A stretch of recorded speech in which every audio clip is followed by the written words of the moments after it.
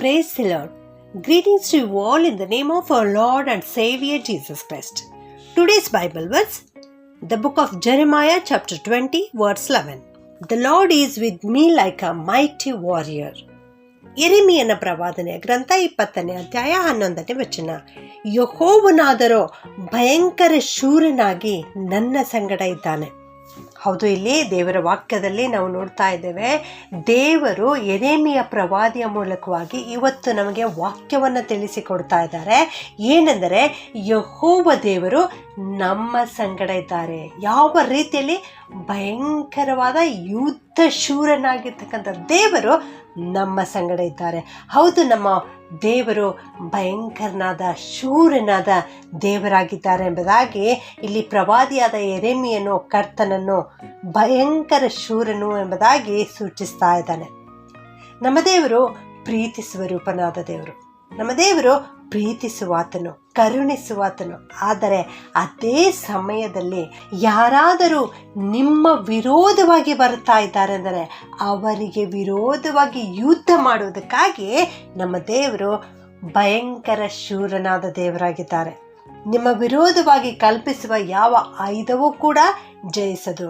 ನಿಮ್ಮ ವಿರೋಧವಾಗಿ ಬರುವಂಥ ಆ ಹಿಂಸಕರು ಎಂದಿಗೂ ಕೂಡ ನಿಮ್ಮನ್ನು ಜಯಿಸಲಾರರು. ಯಾಕೆಂದರೆ ನಿಮ್ಮ ದೇವರು ನಿಮ್ಮ ಸಂಗಡ ಇದ್ದಾರೆ.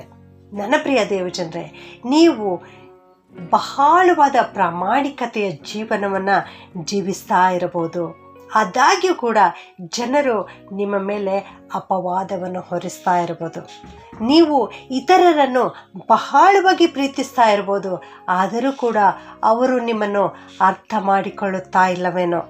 ಅದನ್ನು ಬಿಟ್ಟು ನಿಮ್ಮನ್ನು ಯಾವಾಗಲೂ ಹಿಂಸಿಸುತ್ತಲೇ ಇದ್ದಿರಬಹುದು.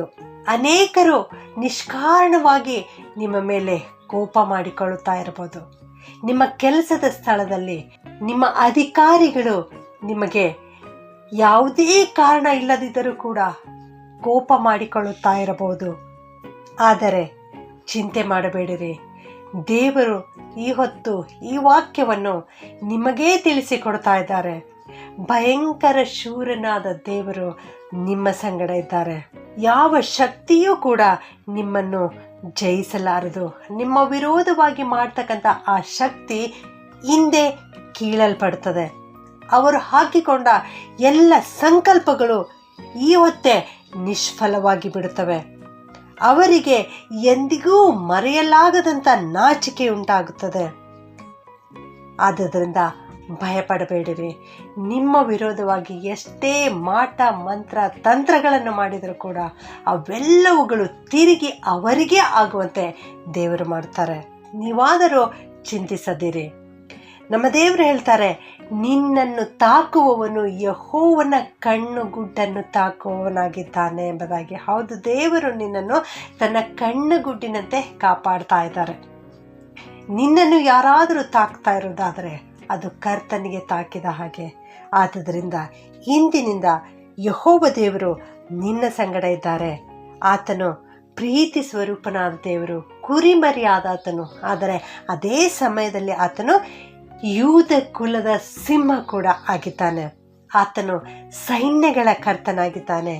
ನಿನ್ನ ವಿರೋಧವಾಗಿ ಬರುವ ಯಾವ ಆಯುಧವೂ ಕೂಡ ಜಯಿಸದಂತೆ ಕರ್ತನು ನಿನ್ನೊಂದಿಗಿರ್ತಾರೆ. ಈ ಕರ್ತನ ವಾಗ್ದಾನವನ್ನು ನಿನ್ನ ಸ್ವಂತವಾಗಿ ಮಾಡಿಕೊ. ನಿನ್ನ ವಿರೋಧವಾಗಿ ಹೇಳುವ ಪ್ರತಿಯೊಬ್ಬ ದುಷ್ಟ ಜನರನ್ನು ದೇವರು ನಾಶ ಮಾಡಿಬಿಡ್ತಾರೆ. ಭಯಂಕರನಾದ ಶೂರನಾದ ದೇವರು ನಿನ್ನ ಸಂಗಡ ಇದ್ದಾರೆ. ನಿನ್ನ ಹಿಂಸಕರು ನಿನ್ನನ್ನು ಹಿಂಸಿಸುವಾಗ ನೀನು ಚಿಂತಿಸದೆ ಅದನ್ನು ಕರ್ತನಿಗೆ ತಿಳಿಯಪಡಿಸು. ಆಗ ಕರ್ತನು ಶೂರನಂತೆ ಹೊರಟು ಬಂದು ಯುದ್ಧ ವೀರನ ಹಾಗೆ ತನ್ನ ರೌದ್ರವನ್ನು ಎಬ್ಬಿಸುತ್ತಾನೆ, ಆರ್ಭಟಿಸುತ್ತಾನೆ, ಗರ್ಜಿಸುತ್ತಾನೆ. ಶತ್ರುಗಳ ಮೇಲೆ ಬಿದ್ದು ತನ್ನ ಪರಾಕ್ರಮವನ್ನು ತೋರ್ಪಡಿಸಿ ನಿನ್ನನ್ನು ಆ ಶತ್ರುಗಳಿಂದ ಬಿಡಿಸಿ ಕಾಪಾಡುತ್ತಾರೆ. ಪ್ರಾರ್ಥನೆ ಮಾಡಿಕೊಳ್ಳೋಣ. ಭಯಂಕರ ಶೂರನಾದ ನಮ್ಮ ಪರಲೋಕದ ತಂದೆಯಾದ ದೇವರೇ, ನಿನಗೆ ಸ್ತೋತ್ರ ಉಂಟಾಗಲಿಪ್ಪ. ಸೈನ್ಯಗಳ ಕರ್ತನೇ, ನಿನಗೆ ಸ್ತೋತ್ರಪ್ಪ. ಯುದ್ಧ ಶೂರನಾಗಿರುವ ಯೆಹೋವನೇ, ನಿನಗೆ ಸ್ತೋತ್ರಪ್ಪ. ಇಂದು ನೀನು ಕೊಟ್ಟಿರೋ ವಾಕ್ಯಕ್ಕಾಗಿ ವಂದಿಸ್ತೇವೆ ಸ್ವಾಮಿ. ಅಪ್ಪ, ನೀನು ಯಾವಾಗಲೂ ನಮ್ಮ ಸಂಗಡ ಇರುವ ದೇವರು ಎನ್ನುವಂಥ ವಾಗ್ದಾನ ವಚನವನ್ನು ಇವತ್ತು ನಮಗೆ ಅನುಗ್ರಹಿಸಿದ್ದಕ್ಕಾಗಿ ನಿಮ್ಮನ್ನು ಕೊಂಡಾಡುತ್ತೇನೆ ಕರ್ತನೆ. ಈ ವಾಕ್ಯ ಕೇಳಿಸಿಕೊಳ್ಳುತ್ತಿರುವ ಪ್ರತಿಯೊಬ್ಬೊಬ್ಬರನ್ನು ಆಶೀರ್ವಾದ ಮಾಡು ಸ್ವಾಮಿ. ಇವರಲ್ಲಿ ಅನೇಕರ ಜೀವಿತದಲ್ಲಿ ಸ್ವಾಮಿ ಅವರ ಹಿಂಸಕರು ಯಾವಾಗಲೂ ಇವರನ್ನು ಹಿಂಸಿಸ್ತಾ ಇರಬಹುದು ಕರ್ತನೆ. ಇವರನ್ನು ಆಶೀರ್ವಾದ ಮಾಡು. ಇವರ ಕೆಲಸದ ಸ್ಥಳದಲ್ಲಿ, ಇವರ ಶಾಲಾ ಕಾಲೇಜುಗಳ ಸ್ಥಳದಲ್ಲಿ ದೇವರೇ, ಈ ಎಲ್ಲ ಜನರೊಟ್ಟಿಗೆ ಇರು. ವಿಶೇಷವಾಗಿ ಯೌವನಸ್ಥ ಮಕ್ಕಳನ್ನು ನಿನ್ನ ಕೈಗೆ ಒಪ್ಪಿಸ್ತೇನಪ್ಪ. ನೀನೇ ಅವರೊಟ್ಟಿಗಿದ್ದು ಅವರ ಪಕ್ಷದಲ್ಲಿ ನಿಂತುಕೊಂಡು ಹೋರಾಟ ಮಾಡಬೇಕಾಗಿ, ಇವರಿಗೆ ಜಯವನ್ನು ಅನುಗ್ರಹಿಸಬೇಕಾಗಿ ನಿಮ್ಮಲ್ಲಿ ಪ್ರಾರ್ಥನೆ ಮಾಡುತ್ತೇವೆ. ಯೇಸುವಿನ ನಾಮದಲ್ಲಿ ಬೇಡುತ್ತೇನೆ ತಂದೆಯೇ, ಆಮೆನ್.